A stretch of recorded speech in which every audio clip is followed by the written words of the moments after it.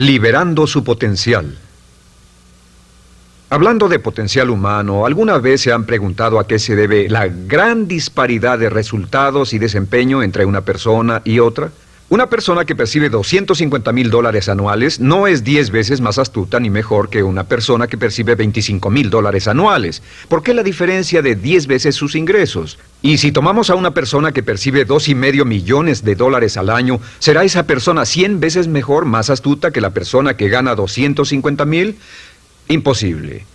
En un estudio reciente de coeficiente intelectual probaron a 1,000 personas de una cierta población y llegaron a la conclusión de que la mejor persona entre los 1,000 solo era 2,5 veces más astuta que la persona de menor coeficiente intelectual. Solo 2,5 veces la disparidad, y tal vez eso sea con toda la población.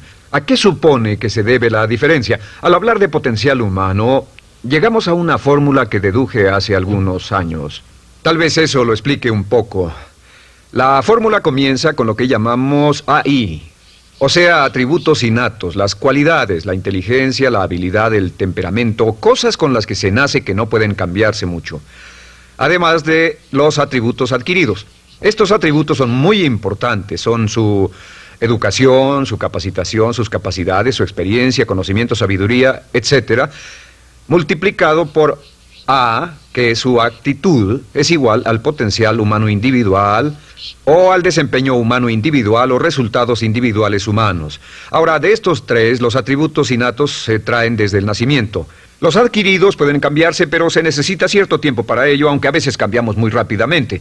Cierta información valiosa puede cambiar dramáticamente su eficacia, pero las actitudes pueden aumentarse o disminuirse dramáticamente en segundos. Cada vez que mejoramos nuestra actitud, multiplicamos todas nuestras capacidades. Una actitud ha sido llamada acertadamente el lenguaje más importante del ser humano, la palabra más importante del idioma en el humano. Todo lo que hacemos en la vida, según un estudio en Harvard entre estudiantes ejecutivos, será en un 85% de actitudes.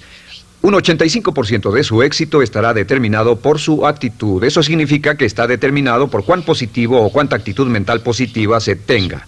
Las personas con actitudes mentales positivas tienden a avanzar más rápidamente, se mueven hacia la cima en organizaciones valiosas, ganan más dinero, sacan más satisfacción de la vida. Una actitud mental positiva no significa que baile por las calles y arroje flores. Solo significa que tome una actitud constructiva en general o se aproxime hacia su trabajo, su vida, sus problemas, relaciones, etc. Según el informe Cox de las empresas americanas, según la revista Success, un 85% o más de todo lo que se logra se debe a la actitud. Y la pregunta es, ¿de dónde vienen las actitudes? Las actitudes vienen de las expectativas. Muy simple, ya hablamos de eso. Y una forma muy poderosa de mejorar su actitud instantáneamente es decir, aunque no lo crea, pienso que algo maravilloso va a ocurrirme hoy. Como dijimos antes, nuestras expectativas sobre los desenlaces determinan nuestra actitud. Si espera que las cosas salgan bien, tendrá una actitud positiva. Si espera que salgan mal, tendrá una actitud negativa. Y lo maravilloso es que podemos fabricar nuestras expectativas. Podemos esperar lo que deseamos. Podemos esperar cosas buenas, cosas malas, y no nos decepcionaremos. ¿De dónde surgen nuestras expectativas? Nuestras expectativas surgen de nuestras creencias y de nuestros valores. Son el centro de los factores motivacionales de nuestra personalidad, nuestras creencias. Y esto nos conduce a un entendimiento del potencial humano. Significa básicamente que nuestra actitud es una expresión externa de lo que está ocurriendo internamente. Y esto es consistente con las leyes mentales. Con respecto a las creencias, cada uno de nosotros tiene muchas creencias en el fondo que los psicólogos llaman los conceptos propios. El concepto propio, o su descubrimiento, es considerado por muchos como el logro único y más importante para comprender el desempeño humano en el siglo XX. Yo estoy de acuerdo. El concepto propio es como, si queremos usar una analogía militar, el centro de mando. O si queremos usar una analogía técnica, es el programa central de su computadora básica. Es un grupo de creencias, valores, actitudes, sentimientos, ideas, etcétera, almacenadas en el fondo de nosotros y son el resultado de casi todas las experiencias que hemos tenido en la vida. Y algunos investigadores dicen que el concepto propio comienza a formarse aún antes del nacimiento, pero el concepto propio, una vez colocado, Precede, predice y determina sus niveles de eficacia y desempeño en todas las áreas de nuestra vida. El concepto propio se convierte en el centro de mando o el programa maestro. El concepto propio de este grupo de creencias determina lo que dirá, lo que hará, cómo actuará, cómo se siente y reacciona, etc. ¿Qué significa esto? Significa que todas las mejoras en su vida externa, todos los cambios en su realidad comienzan con un cambio en su concepto propio. Les voy a explicar lo que significa. Esta es una gráfica muy simple. Hablamos de potencial humano y decimos que la persona promedio usa un 10% o menos de su potencial. Según investigaciones, tal vez es mucho menos. El Instituto Stanford Brain en Santa Clara, California, estima que tal vez se aproxime a un 2%. Seremos generosos y diremos que la persona promedio usa un 10%. Significa que en los mejores casos, la mayoría, como usted o yo, no usamos un 90% de nuestro potencial. Uno de los mejores filósofos, Oliver Wendell Holmes, dice que la tragedia de la persona promedio es que llegan a la tumba con su música aún por dentro. Aún están funcionando con mucho menos de su potencial total. Y esto es el potencial humano. Sabemos que existe una relación directa entre el potencial humano y el concepto propio. Pero como nuestros conceptos propios o nuestras estimaciones de nosotros mismos generalmente son mucho menores de lo que debieran ser, nuestro nivel de desempeño y eficacia también es menor. Sabemos que nuestro concepto propio es altamente subjetivo. ¿Qué significa esto? Significa que el concepto propio, lo que pensamos que es cierto sobre nosotros mismos, no está basado en la realidad, está basado en información que hemos tomado y aceptado como cierto, hasta el grado en que creemos lo que sea de nosotros mismos y se vuelve cierto para nosotros porque actuamos de una forma consistente con ello. Algunas personas que leen sus horóscopos y creen en horóscopos predicen su futuro. Hay algunas personas que toman la crítica y las opiniones de otros a quienes ni siquiera respetan y hacen suyas esas ideas, dando un resultado muy negativo. Lo que piense, lo que acepte como cierto, se vuelve cierto para usted. También sabemos que como adultos tenemos una variedad de conceptos propios. Tenemos un concepto propio de cómo vestirnos, cuánto pesamos, lo que comemos, lo bien que podemos hablar en público, qué tipo de padres somos, qué tipo de hijos somos con nuestros padres, qué tipo de esposo o esposa somos, qué tipo de amante, de conductor. Lo interesante de manejar es que todos los hombres tienen un concepto muy positivo con respecto a esto. Las mujeres no entienden esto, pero los hombres nacen con un genio inherente para manejar. Todos los hombres son choferes excelentes. Si no lo creen, todo lo que tienen que hacer las mujeres que están viendo esto es pensar en la última vez que trataron de corregir la forma de conducir de un hombre y recordarán que no obtuvieron buenas respuestas. ¿Cómo respondemos ante alguien que desafía nuestro concepto propio, sugiriendo que no somos las personas que pensamos ser? Estamos a la defensiva, nos enfadamos, nos irritamos, es difícil que nos traten. Tenemos un concepto propio de lo creativos que somos, lo inteligentes, lo rápido que leemos, lo bueno que somos en los deportes, y si practicamos una gran variedad de ellos, tenemos un concepto propio para cada uno de ellos. Tenemos un concepto propio de lo bien que cocinamos, de lo bien que educamos a nuestros hijos, de lo bien que limpiamos nuestra casa, los autos que manejamos, etc. Y también de lo que valemos por lo que ganamos. Es muy interesante saber que nunca ganamos más del 10% de nuestro concepto propio en ingresos. Nuestro concepto propio determina nuestro nivel de ingresos. Este nivel de concepto propio se llama zona de confort. Y aunque querramos más dinero, veremos que la tendencia humana natural de todas las actitudes es luchar por lograr entrar a la zona de confort y luego quedarnos ahí. Si ganamos un 10% por encima de nuestro concepto propio de ingresos, tendremos una necesidad imperante de deshacernos de ese dinero. Lo donaremos, lo gastaremos en forma extravagante y hasta lo perderemos si recibimos demasiado. Las personas que ganan la lotería siempre están quebradas a los 2 o 3 años. Queman el dinero porque ese dinero está más allá de su concepto propio. Si gana 10% o menos de su nivel de concepto propio, se descubrirá luchando, trabajará más duro, más tiempo, pensará en forma más creativa, buscará diferentes formas para aumentar sus ingresos o sus segundos ingresos. La única forma de mejorar cualquier parte de su vida, incluyendo sus ingresos, es aumentando el nivel del concepto propio de sus ingresos, comenzando a pensar en usted como si estuviera ganando más dinero. Si quiere bajar de peso, la única forma en que podrá lograrlo es pensando en que está delgado. Piense en usted mismo como una persona más delgada. Si quiere volverse una persona más popular, más amorosa, más feliz o más sana, comience a pensar una y otra vez en esas cosas hasta que se vuelvan parte de su nuevo concepto propio. Hablaremos de eso más adelante. Es una parte esencial de la programación de su mente hacia el éxito. Su concepto propio global está determinado por el promedio de sus conceptos propios en las áreas que considere importantes. Ahora, su concepto propio está formado de 3 partes críticas. La primera parte del concepto propio es el ideal propio. El ideal propio es la persona que más desearía ser, es su idea de lo que constituye un ganador, es su visión ideal de lo mejor que puede ser usted. Nada más, una de las cosas que sabemos de las personas con éxito es que las personas con éxito tienen ideales propios muy claros, ideales claros de quién quieren ser en el futuro.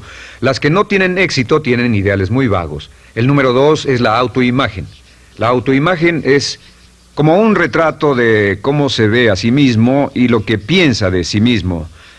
La autoimagen es el espejo interno, es como se percibe a sí mismo ahora en su desempeño actual, en forma cotidiana. La tercera parte es su autoestima. Su autoestima es cómo se siente consigo mismo. Cómo se siente consigo mismo es la fuerza motriz, el motor, la fuerza poderosa dentro de su subconsciente. Es la fuerza de energía dentro de su concepto propio y determina casi todo lo que le pasa. La mejor definición de autoestima es cuánto se agrada a sí mismo. Cuánto se agrada a sí mismo como esposo, cuánto se agrada a sí mismo como empleado, cuánto se agrada a sí mismo como jefe, como inversionista, como orador profesional, como atleta, etcétera. Según se agrade a sí mismo, su nivel de autoestima, su sentimiento emocional global respecto a cualquier área de su vida, determina su desempeño y su eficacia en dicha área. Lo sorprendente es que se convierte en lo que piensa, su concepto propio es maleable, su autoestima puede formarse repitiendo una y otra vez, me agrada mi persona, me agrada mi persona, me agrada mi persona. Me agrada mi persona, me agrada mi persona, me agrada mi persona. Entre más se repita, me agrada mi persona, me agrada mi persona, entre más lo repita una y otra vez, más crecerá su autoestima y entre más crezca su autoestima, más crecerá su concepto propio global. Cuando crezca su concepto propio global, su desempeño será mejor en todo lo demás que emprenda. Cada vez que diga, me agrada mi persona, me agrada mi persona, me agrada mi persona, me agrada mi persona, me agrada, será como bombearse psicológicamente. Todo lo que pase que haga que su autoestima suba, hará que se comporte mejor. Todo lo que haga que su autoestima baje hará que se comporte peor, que cometa errores, que sea infeliz, etc. Un punto crítico de agradarse a sí mismo, sobre autoestima y agradarse a sí mismo, es que, número 1, nunca puede querer a nadie más de lo que se quiere a sí mismo. Que su nivel de autoestima es determinante de la calidad de relaciones que tenga con los demás. Y número 2, es que nunca puede esperar que nadie más lo quiera o respete más de lo que se respeta a sí mismo. Cuanto se agrade o se respete a sí mismo, determina sus actitudes hacia usted. Todas las escuelas de psicología actualmente están de acuerdo en el hecho de que depende de lo que usted realmente se quiera y se respete a sí mismo como un ser humano valioso e importante, tiene efecto sobre todo lo que le pase. Cuánto se agrade a sí mismo, y lo que puede hacer es mejorar su autoestima diciendo me agrada mi persona, me agrada mi persona, me agrada mi persona, me agrada mi persona. Y esto nos lleva a la pregunta, ¿de dónde viene el concepto de autoestima? Y descubrimos que el concepto propio es maleable, puesto que no nace con este concepto propio, no nace con ninguna idea sobre sí mismo, no nace con autoimagen ni autoestima. Nace, en cierto modo, como potencial propio. Es la mejor forma de plantearlo. La persona promedio llega al mundo como potencial puro. Y no tiene el concepto propio de que todo lo que es ahora, todo sentimiento que tiene, toda actitud o valor, tuvo que aprenderlo en el transcurso de su vida. También sabemos que el niño llega al mundo con una necesidad imperante de amor y contacto. Y como una gran cantidad de investigaciones lo indican, necesitamos mucho amor y contacto durante toda nuestra vida, pero en especial durante nuestros años de formación, porque de niños aprendemos quiénes somos, cuánto valemos, si somos importantes, inteligentes, amorosos, chistosos. Todo esto lo aprendemos por la forma en que nuestros padres nos tratan. Si nuestros padres, nuestros parientes, tíos o tías, en especial nuestros padres, nos tratan como si fuéramos realmente importantes, crecemos pensando que somos realmente importantes, pero si nuestros padres no lo hacen, pasa algo más. Sabemos que los primeros años de vida son los más importantes para el desarrollo del concepto propio, que un niño comienza a partir de cero. El niño nace sin saber quién es él o ella. Son sumamente valiosos el primero, segundo, tercero, cuarto y quinto años de vida. Algunos psicólogos pensaban que eran los 5 primeros años, pero ahora dicen que son los 3 primeros años. En sus 3 primeros años de vida el niño aprende quién es y dicen que si se les da suficiente cantidad y buena calidad de amor en los 3 a 5 primeros años, los prepara usted de por vida. Los coloca en una base sólida de autoestima y confianza en sí mismos, valor e importancia realmente. Existe una relación directa entre la calidad y la cantidad de amor y el desarrollo de una personalidad sana. Entre más amor, amor incondicional, reciba un niño en sus años formativos, más fuerte será la base de su personalidad.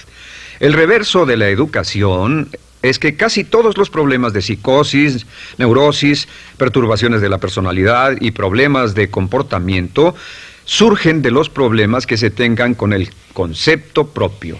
Ahora observemos a los adultos. Aquí está nuestra personalidad adulta. Si nos observamos, podemos llegar a reparar nuestras bases, por así decirlo, repitiéndonos una y otra vez: me agrada mi persona, me agrada mi persona, me agrada mi persona, y llevamos ese concreto reparador hacia la base de nuestra personalidad. Los niños necesitan el amor como las rosas necesitan la lluvia. Los niños que carecen de amor a menudo mueren por escasez de amor. Es una enfermedad llamada marisma. Ahora, ¿qué más sabemos sobre los niños? Sabemos que los niños llegan al mundo con dos atributos notables. El primero es que no sienten temor. Los niños nacen sin temores. No temen a nada excepto a caerse y a los ruidos fuertes. Y esto se expresa en sus actitudes: yo puedo. Los niños llegan al mundo pensando que pueden hacer cualquier cosa, y quien haya criado a un niño hasta la edad de 3, 4 o 5 años sabe que debe pasar esos primeros años evitando que se maten, porque son como pilotos japoneses, porque no le tienen miedo a nada. Su segundo atributo es que llegan al mundo totalmente espontáneos. Dicen lo que quieren, hacen lo que quieren, son totalmente desinhibidos. Totalmente. Ellos no temen hacer nada de lo que desean, y esto se expresa en su actitud: no quiero. No tengo que hacerlo. Si ha tratado de controlar a un niño, lo habrá visto. Lo primero que dicen cuando comienza a darle órdenes, lo primero que aprenden es: no tengo que hacerlo. Claro, a veces cambiamos sus mentes de una u otra forma, pero estos son los dos atributos con los que los niños llegan al mundo. Llegan al mundo sin temores y desinhibidos. ¿Qué significa esto? Significa que nuestro derecho innato natural es no ser temerosos y ser desinhibidos. Y solo cuando podemos crear la misma situación en nuestra vida adulta, cuando no tememos y somos desinhibidos, nos sentimos a gusto con nosotros mismos. Las mejores organizaciones, las mejores compañías son las que crean un ambiente donde nos sentimos sin temores y sin reservas para ser nosotros mismos y para hacer lo mejor de nosotros. Al crecer descubrimos que los niños aprenden de dos maneras. La primera es por imitación. Imitan a uno o a ambos padres, en especial al padre dominante. Algunas veces el padre dominante cambiará cuando crezca el niño, y a veces los niños imitan al padre, a veces a la madre, pero aprenden por imitación. Muchas características y hábitos que tenemos como adultos los aprendimos de nuestros padres. ¿Alguna vez ha tenido la oportunidad, ha tenido la ocasión de gritarle o reñirle a uno de sus hijos? Verá que le dice las mismas cosas que le dijo su padre a usted cuando era niño. Así que imitamos. A veces imitamos su caminar, a veces su forma de hablar, a veces imitamos sus valores, sus creencias, etcétera, aunque esos valores y esas creencias no tengan ningún valor. ¿Por qué? Porque nuestros padres eran así cuando nosotros éramos niños. La segunda forma en que aprendemos es pasando de la incomodidad, lo que no se siente bien, hacia la comodidad. Freud llamó a esto el principio del placer. O sea que nos movemos hacia aquello que nos hace sentir cómodos, lo que nos da placer, lo que nos hace sentir bien con nosotros. Nos movemos de la incomodidad hacia la comodidad. Así es como aprendemos a no mojar el pañal, por ejemplo. Sabemos que no es agradable caminar con popó o pipí en nuestros pañales. Vemos lo que hacen nuestros padres, vemos lo que nuestros parientes hacen y decimos: estas personas no hacen lo que yo. Así aprendemos a caminar y lo demás. Así que de la incomodidad hacia la comodidad. Durante toda nuestra vida, por cierto, así es como aprendemos. Imitamos leyendo lo que otras personas hacen, estudiando libros y en el trabajo, imitamos cuando vamos a la escuela, y hacemos lo que nos da resultados positivos, lo que nos da refuerzos positivos, y hacemos cada vez menos las cosas que nos causan incomodidad o dolor. Ahora, muy temprano en la vida, como equivocación o como resultado de una equivocación que los padres cometen en la crianza, los niños comienzan a aprender hábitos y patrones negativos. Los patrones y hábitos negativos tienen sus raíces principalmente en la crítica destructiva. La crítica destructiva comienza muy temprano en la vida, a veces en los primeros meses. Y la crítica destructiva la usan los padres para dirigir y controlar a sus hijos. Desafortunadamente, tiene un efecto muy peligroso y dañino sobre nosotros, ya que la crítica destructiva tiende a minar la integridad de la personalidad del niño.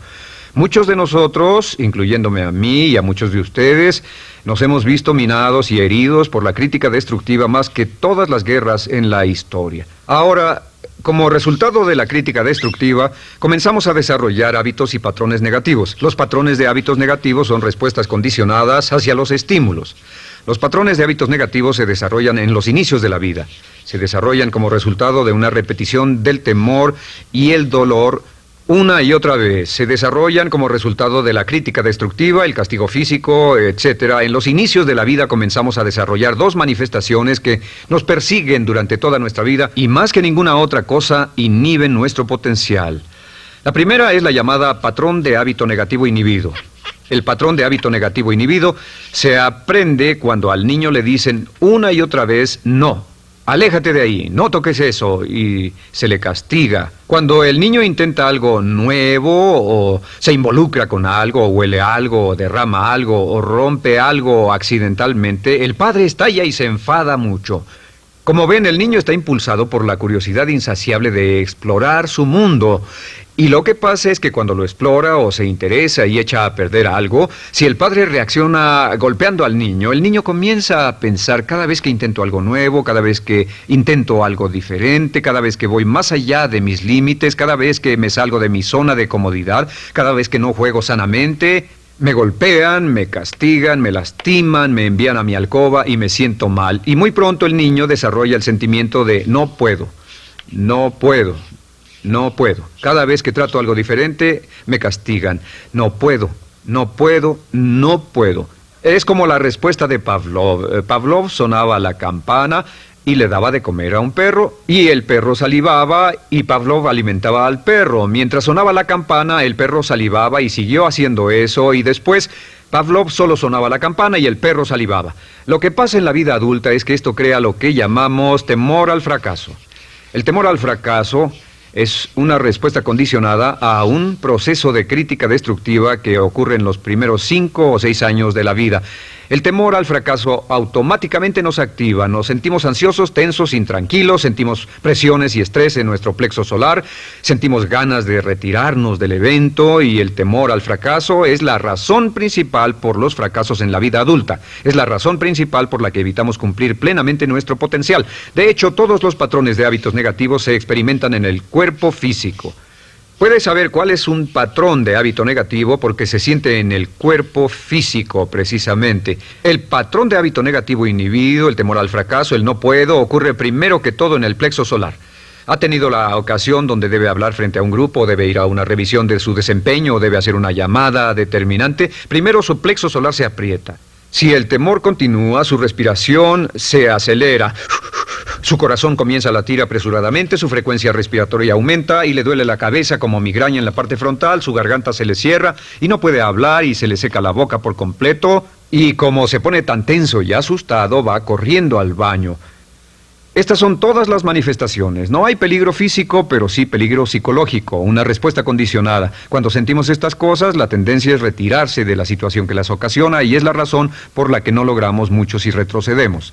Es muy importante. El segundo patrón de hábitos negativos es el compulsivo. El patrón de hábito negativo compulsivo se aprende cuando a los niños se les dice una y otra vez: más vale que lo hagas. Si no lo haces, tendrás problemas o me las pagarás. A los niños se les convierte en recipientes del amor condicionado. Los padres no intentan hacer esto, pero lo que hacen es sugerirle al niño: no te amo, por lo tanto no estás a salvo, a menos y hasta que hagas lo que yo quiero. El niño crece sintiendo: tengo que hacer lo que quiera mi mamá. Debo complacerla, debo complacer a papá, debo complacer a los demás, debo complacer a mis parientes, y a veces debo complacer a mis semejantes, debo complacer a mis maestros, debo complacer a todo el mundo, y crecen con esto: debo. No puedo hacer lo que quiero hacer, debo hacer lo que complace a las demás personas. Este patrón de hábito negativo muy temprano en la vida se traduce en el temor al rechazo. El temor al rechazo lo experimentan los hombres como adultos como un comportamiento tipo A. Hablaremos del comportamiento tipo A posteriormente. El comportamiento tipo A es una necesidad compulsiva o excesivamente compulsiva de complacer de algún modo a alguien sin normas de comportamiento, prácticamente sin pensarlo. El temor al rechazo nos impulsa, nos hace muy sensibles a las necesidades de los demás. Hacemos cosas que otras personas quieren, no hacemos lo que nosotros queremos. Siempre estamos tratando de complacer a los demás. Tenemos preocupaciones o nos importan las opiniones, sentimientos y actitudes de otros hasta el punto donde ocultamos nuestras necesidades. El temor al rechazo se siente en la columna del cuerpo. Se divide el cuerpo a la mitad y se siente hacia abajo en la mitad posterior del cuerpo. El primer lugar donde comienza a sentirse el temor al rechazo es generalmente en los hombros y el cuello. Nos sentimos entumidos, duros, tensos. Cuando tenemos mucho que hacer sentiremos un estrés tremendo en la columna. Los músculos se estiran en la parte posterior. A veces se manifestará como flebitis y venas varicosas y a menudo nos darán dolores de cabeza en la parte posterior de esta porque las arterias carótidas que llevan la sangre hasta la cabeza, los músculos a su alrededor se contraen y la cantidad de sangre que fluye hacia la cabeza fluye más lentamente y se siente un terrible dolor de cabeza en la parte posterior. Estos dos temores, los patrones de hábitos negativos compulsivos, el compulsivo y el inhibitorio, son resultado de la crítica destructiva, el gran destructor de la personalidad que nos persigue durante toda la vida.